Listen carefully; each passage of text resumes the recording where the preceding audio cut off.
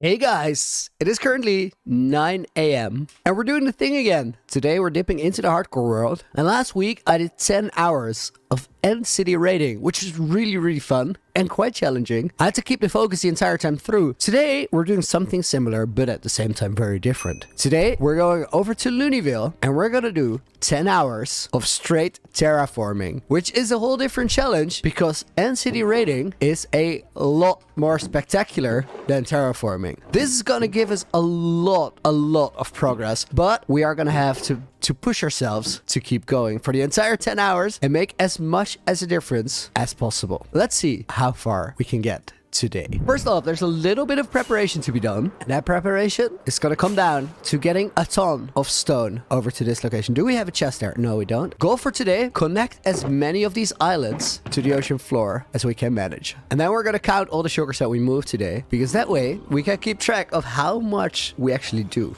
So there's this. We're only going to work full sugars today. And then we need to set up a couple conduits. Timer is going to start as soon as the conduits are in place and the actual first block of the terraform is put in place. It is time, guys. I'm starting the first 1 hour timer. 1 out of 10. Start recording. This is going to be a marathon. So the plan is we're going to start out frameworking lines here after this guy gets out of the way. And I'm going to scroll my mouse like crazy while doing this. We're going to have to wireframe the entire thing around and then fill it in. And now some of these are going to go almost straight down. Some of them are going to go quite flat. And then there's others that are literally going to have these indents to make it look more like natural terrain. But for this one, we're going to start out going down here. This is going to open up a lot of space to potentially drown out under Loonyville. That's something to consider later. The thing I'm doing with my mouse here, in case you guys don't know yet, I'm scrolling and my mouse is a Logitech G903 Hero, which has a button on the top that lets you disable scroll wheel's resistance. And I use this to texture a little bit to randomize blocks in my hotbar. You can see that there's 3 cobblestone and 6 stone, and that makes it that there's a little bit of a cobblestone texture to this stone mountain, which isn't necessarily always the right look, but it saves a lot of work later if you want to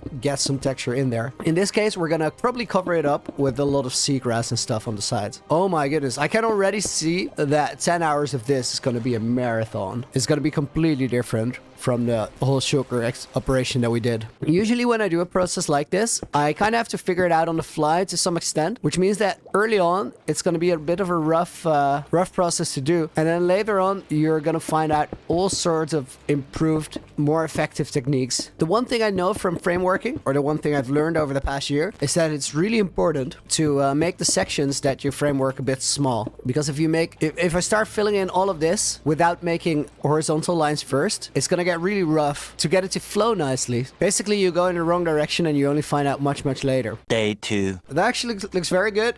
We just gotta make sure that these lines are not gonna be fully horizontal lines where you just see this entire edge sticking out, that ring. So I think even here, we're gonna go and wireframe sections within the wireframe and then fill it in. Now, this workflow is a lot of compromise, and what I mean by that is that you don't have to get this perfect at all because it's just not that important. It's a mountain underwater. At the same time, you got to get it somewhat right, and by somewhat right, I mean that if you get the flow of these curves right, it's going to make the entire build and the entire terrain so much more believable, and by extension much more cool. It's gonna feel more it's gonna have that magical feeling, that exciting, that like, whoa, this area is really awesome. How did this came to be? What is the history behind it? That's the kind of feeling you want to have about it.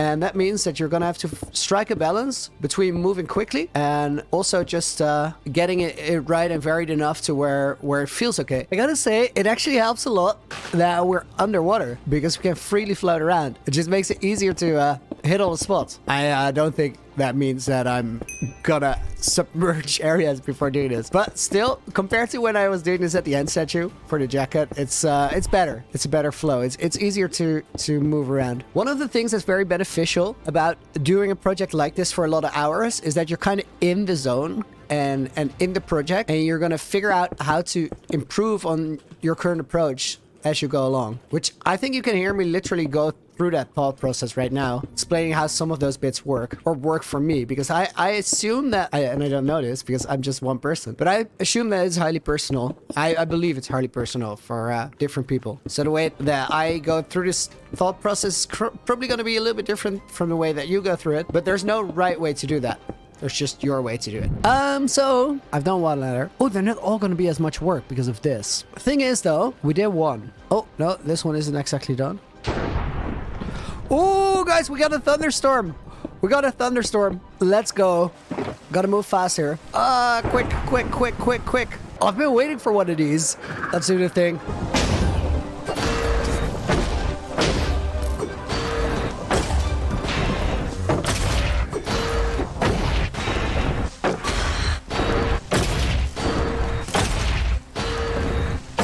How many mob heads did we get? 23? 32! That is way up there. Right, it's time for the next letter. Right, still need to fill this in. Timer is almost at 3 hours, so this is about 3 hours for one letter. Let's see how it goes after the next one. Oh, that's crazy.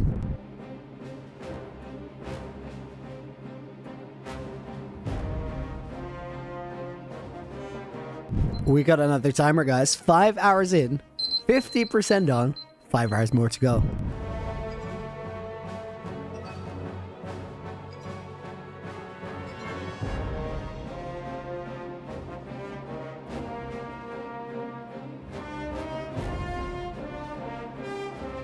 Guys, hour number 8. 2 more left. Let me reset the timer once more. And then next time it rings, we're on a final of 10 hours. We've done a lot so far. The last hour, I feel like we've made a ton of progress. Part of that is because we don't have to go as deep on these segments. So it's all just a little bit faster.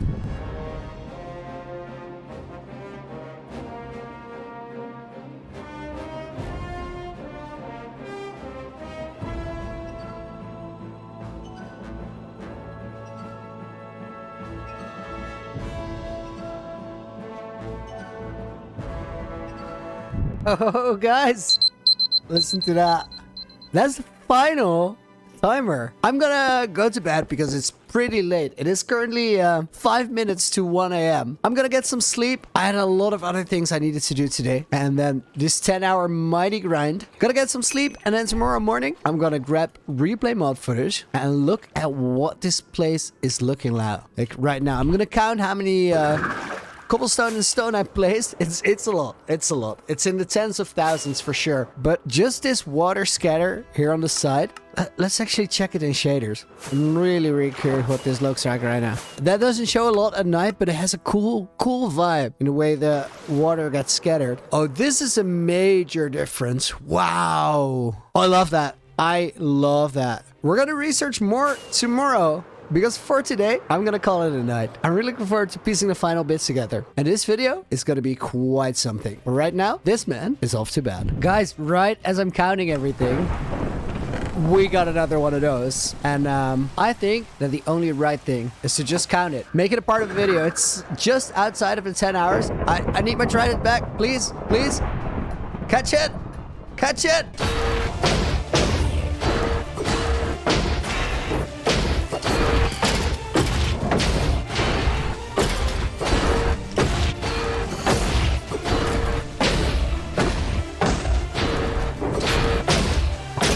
22 shulkers, and then we got a 47 mob heads over this 10-hour challenge. So let's go over the numbers and then review all the work that we have done. At the time of recording this video, the latest comment is this one by Memes for Laughs. So we're gonna put this on the name tag and put it over in the rare mob name tag barrel that we have over here. So we're back to level 69 where we're supposed to be. Then I'm gonna make my way back to Loonyville where we're gonna take all the numbers of this whole challenge and we're gonna figure out the final results. So I have been terraforming this area behind me, the ridge line that pushes Loonyville up from the ocean floor. I spent 10 hours straight terraforming that. And in those 10 hours, we took care of 22 shulkers of a combination of cobblestone and normal stone. That means in one shulker, you have 27 stacks of 64 items. That is 1,728 items. And we did 22 of those. That brings that number to about 38,000. We put 38,000 blocks down in 10 hours, which on average